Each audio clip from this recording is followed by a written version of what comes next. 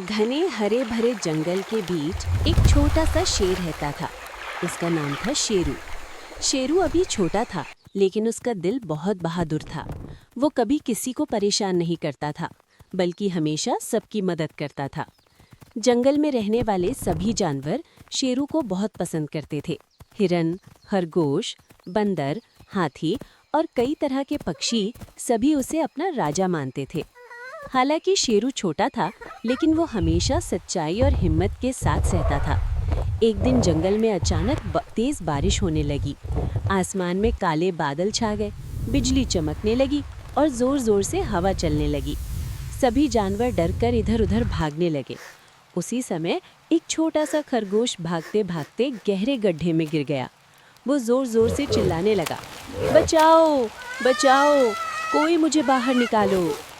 सभी जानवर गड्ढे के पास खड़े थे, लेकिन कोई भी अंदर जाने की हिम्मत नहीं कर रहा था। तभी शेरू वहां पहुंचा।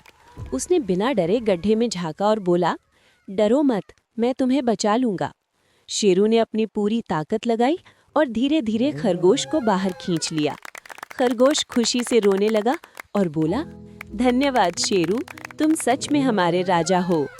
ये देखकर सभी जानवर बहुत खुश हो गए और जोर-जोर से बोलने लगे, शेरू हमारा सच्चा राजा है। लेकिन उसी जंगल में कुछ चालाक भेड़िए भी रहते थे। उनके झुंड का सरदार था कालू भेड़िया। कालू को बिल्कुल पसंद नहीं था कि एक छोटा सा शेर जंगल का राजा बने।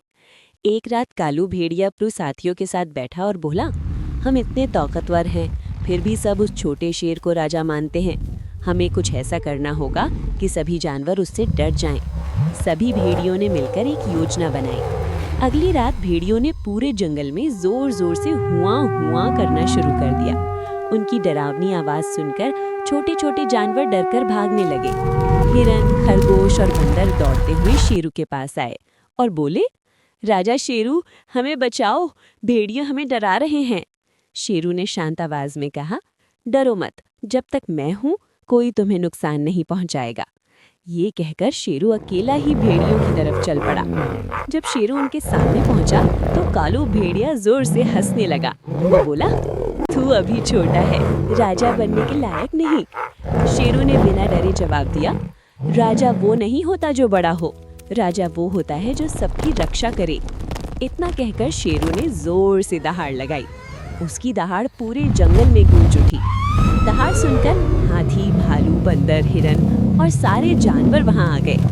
सब शेरू के साथ खड़े हो गए। अब भेड़ियों को डर लगने लगा। कालू भेड़िया समझ गया कि जब सब साथ होते हैं तो कोई भी उन्हें हरा नहीं सकता। वो धीरे धीरे शेरू के पास आया और बोला, हमें माफ कर दो, हमसे गलती हो गई, अब हम किसी को नहीं डराएंगे। शेरू मुस्कुराया और बोला, अगर तुम सबके साथ मिलकर रहोगे तो तुम भी हमारे दोस्त हो। उस दिन के बाद भेड़िए भी बदल गए। जंगल में फिर से शांति हो गई। सभी जानवर खुशी खुशी रहने लगे।